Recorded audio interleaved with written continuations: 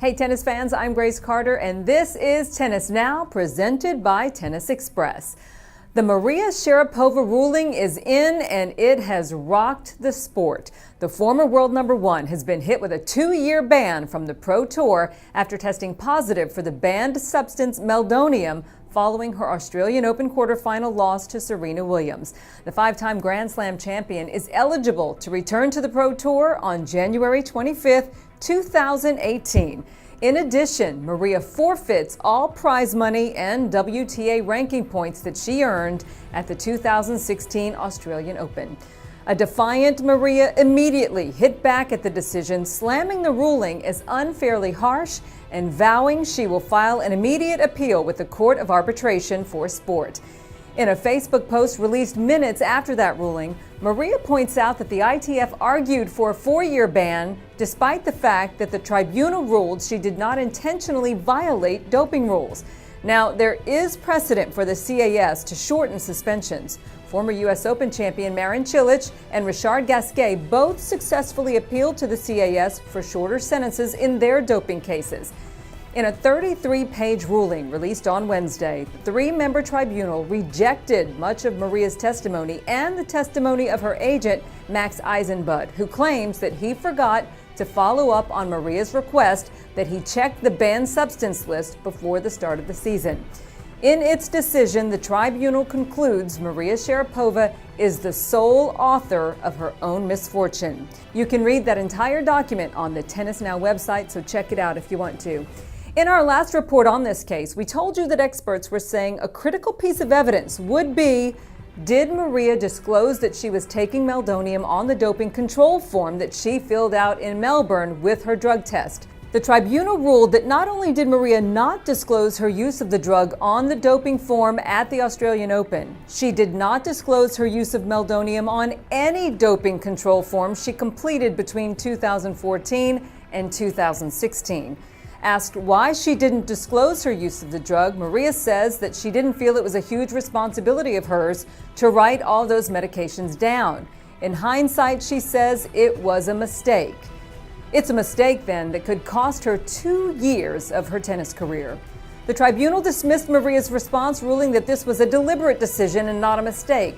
Taken together with the evidence that over a 3-year period she didn't disclose her use of meldonium to her coach, trainer, physio, nutritionist, or any medical advisor that she consulted through the WTA, the facts are only consistent with a deliberate decision to keep secret from the anti-doping authorities the fact that she was using in competition. The tribunal also rejected her agent's testimony as unbelievable, suggesting a manager in charge of one of the world's leading sports stars could not possibly be so casual and inept. Maria testified that she was prescribed meldonium by a Moscow doctor who was her physician from 2006 to 2012. She was taking about 500 milligrams of the drug on match days and continued to take it after she stopped seeing that physician. The tribunal was troubled by the fact that Maria couldn't produce the packaging or the instructions that came with the drug. She also did not identify the source of the drug. Meldonium is not sold in the United States where she lives, though it is available over the counter in some Eastern European countries. Maria also said that since she tested positive for the drug last year, before it was added to the banned list, the ITF should have done a better job of informing her. However, the ITF argues it did not know she tested positive for meldonium last year until March. ESPN analyst and former coach Brad Gilbert said he was surprised by the decision and believes even if Maria is successful in her appeal, we will not see her back on court until 2017 at the earliest.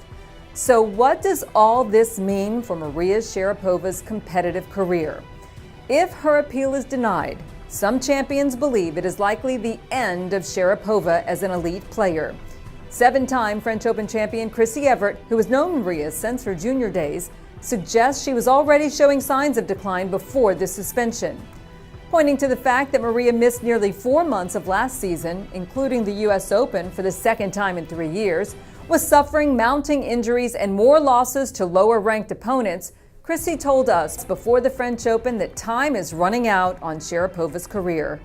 She went on to say that at 29 years old, the players are getting better and better. And if you look at Maria and her results for the past few years, she's having more and more losses to players that are ranked below her.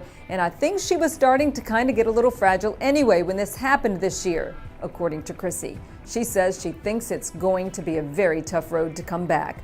Of course, we're going to be following up with player reaction on this breaking story in our next Tennis Now newscast. So we want to know, what is your reaction on the ruling? Is it fair, or do you think it's excessive?